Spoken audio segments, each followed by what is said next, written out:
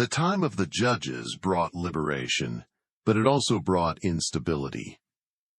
Each generation seemed to forget the deeds of the previous one. The people cried out for help, were freed, but soon lost their way again. There was no unity, no constant voice that spoke in the name of God. It was at this time that Samuel was born, the fruit of the prayer of Hannah, a barren woman who, in tears, promised to give her son to God. When the boy was weaned, Hannah took him to the temple and gave him to the priest Eli. "For this child I prayed, and the Lord has granted me my request."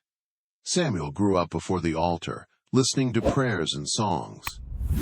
One night, while the temple was silent, he heard a voice calling, "Samuel." Thinking it was Eli, he ran to the priest. But Eli said, "I did not call you."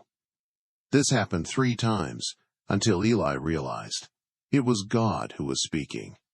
Then he said, "If I call you again, answer. Speak, Lord, for your servant is listening." And God spoke. He revealed the downfall of the house of Eli through their neglect, and prepared Samuel to be a prophet in Israel. In time, Samuel's voice was heard by all the people. He judged righteously, led with fear, and cried out to God on behalf of the nation. There was respect in his eyes and firmness in his word. But when Samuel grew old, his sons did not follow his path. They were corrupt, accepting bribes and perverting justice. The people became restless. They gathered before Samuel and pleaded, "Give us a king like the other nations have." These words hurt Samuel. God was the king of Israel. Still, he prayed, and God answered, "It is not you they have rejected, but me. Listen to the voice of the people, but warn them." Then Samuel stood up before the crowd and spoke, "This king will take your sons to war, your daughters to serve. He will exact taxes, and he will make you his servants." But the people answered, "We want a king over us." And God agreed. A few days later, Samuel met a tall, noble-looking young man from the tribe of Benjamin. He was Saul, son of Kish.